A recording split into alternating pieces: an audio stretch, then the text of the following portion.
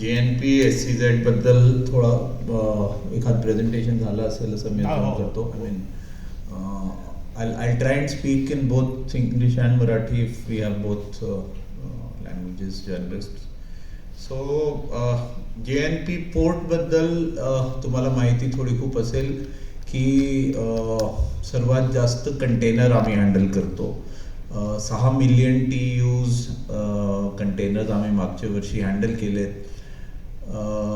जो एक पोर्ट ची एफिशियन्सीचे इंडिकेटर्स असतात, टर्नअराउंड टाईम आणि ड्वेल टाईम, त्याच्यात आम्ही आता जगामध्ये म्हणजे जरी एक नंबर जरी नाही तर म्हणजे समजा 1-2 चायनीज पोर्ट सोडले की आम्ही आमचे टर्नअराउंड टाईम आणि ड्वेल टाईम, त्याचा अर्थ काय असतं की किती वेळेत एक शिप जो आहे तिथे लोडिंग अनलोडिंग होत असतं आणि पोर्टचे बाहेर सगळं फॉर्मॅलिटीज होऊन किती वेळेत बाहेर पडत असतं. तर त्याच्यात आम्ही म्हणजे USA, सिंगापूर जो बेस्ट डेव्हलप्ड इकॉनॉमीज किंवा पोर्ट्स आहेत त्याच्यापेक्षाही आमचा परफॉर्मन्स आता चांगला झालेला आहे. आणि ही जर्नी जो आहे खरी तर म्हणजे 8-10 वर्षापासून प्रत्येक याच्यात इम्प्रूव्हमेंट होत गेला, पण आता 2-4 वर्षामध्ये अजून जास्त इम्प्रूव्हमेंट झाला आहे आणि त्याच्यात आम्ही एफिशियन्सी इंडिकेटर्समध्ये खूप पुढे आलेलो आहोत. ट्रॅफिकची दृष्टीने सुद्धा खूप तिथे चेंज झाला आहे. आणि बाकीचा जो तिसरा पार्ट असतो कनेक्टिव्हिटी, म्हणजे कनेक्टिव्हिटी सुद्धा या 3-4 वर्षामध्ये खूप इम्प्रूव्ह झाली आहे. तुमच्यापैकी काही लोक जर नवी मुंबई ते JNPT आता जर तुम्ही जाल, जो 2-2 तास लागत होते आता अर्धा तासचे आत आपण तिथं पोचतो.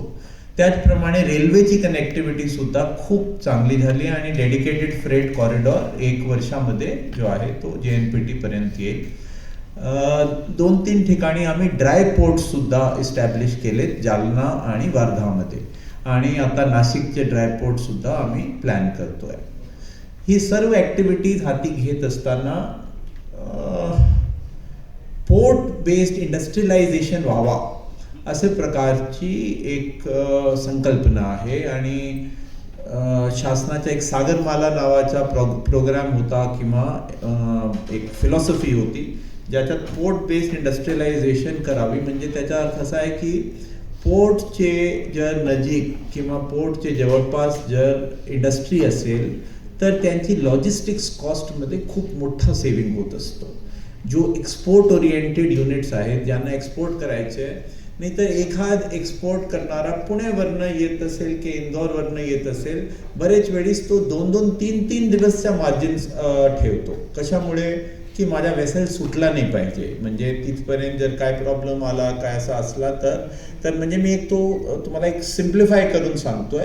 पण त्याच्यात जो बाकीची फॉर्मॅलिटीज असतात, कस्टम्स रिलेटेड बाकीची सर्टिफिकेशन्स, आम्ही म्हणतो पार्टनर गव्हर्नमेंट एजन्सीज म्हणजे एखाद animal quarantine, plant quarantine, food safety, अशा प्रकारचे 7-8 जो आहेत मेन PGAs असतात. तर हे सर्व करत असताना जर पोर्टची जवळ एखाद वेळी असा काय इंडस्ट्रियलायझेशन झाला तर त्याचा किती उपयोग होऊ शकतो, तर त्या दृष्टीने ही SCZची स्थापना झाली. त्याच्यात ॲडिशनल बेनिफिट काय आहे की SCZ किंवा स्पेशल इकॉनॉमिक झोनमध्ये भरपूर दुसरे वेगवेगळे बेनिफिट्स मिळत असतात. एक तर पोर्टचे जवळ आणि मग त्यानंतर SCZ, तर ह्याच्यात डबल बेनिफिट आहे. आणि हे तयार करत असताना JNPTच्या एक प्रकारे जो लोकेशन आहे, म्हणजे सर्वात जास्त ज्यावेळी आम्ही म्हणतो आमच्याकडे खूप ट्रॅफिक येतो, म्हणजे तो काय आम्ही तिथे आहोत म्हणून येत नाही, म्हणजे तो ट्रॅफिक कशामुळे येतो की त्याचं लोकेशन असं आहे की तो जास्तीत जास्त पोर्ट्सची त्याचा लिंक आहे, जास्तीत जास्त तो गेटवे पोर्ट आपण म्हणत असतो, तर तिथे तो जास्तीत जास्त आपण ट्रॅफिक जो आहे त्याच्याशी डील करतो. सो या SCZचा सर्वात जास्त फायदा काय आहे की it is leveraging on JNPA's growth story, which basically means what? It means that the fact that JNP presents so many opportunities, all those opportunities can be leveraged by this SCZ.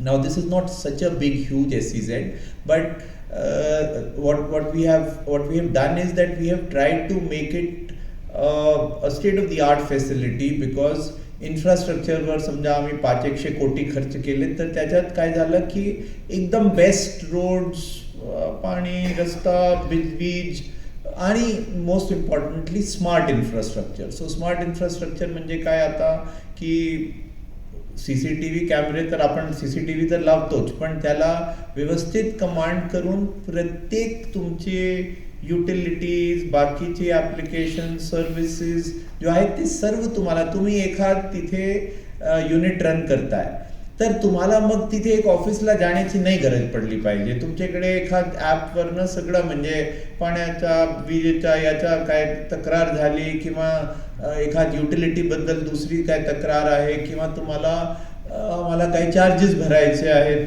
Development charges किंवा असं. So all those things can be done.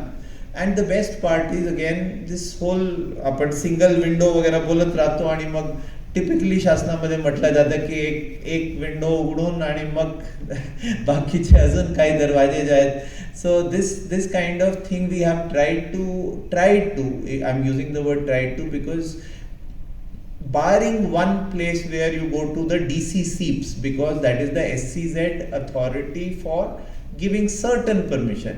बाकीची सगळ्या permission जो आहेत ते JNPT कडे दिल्या जातात. कारण आम्ही डिस्ट्रीब्युशन लायसन्सी आहोत, आम्ही तिथे प्लॅनिंग अथॉरिटी आहोत, आम्ही बाकीची सगळी ॲडमिनिस्ट्रेटिव्ह जो आहेत सँक्शन्स आम्हीच देत असतो.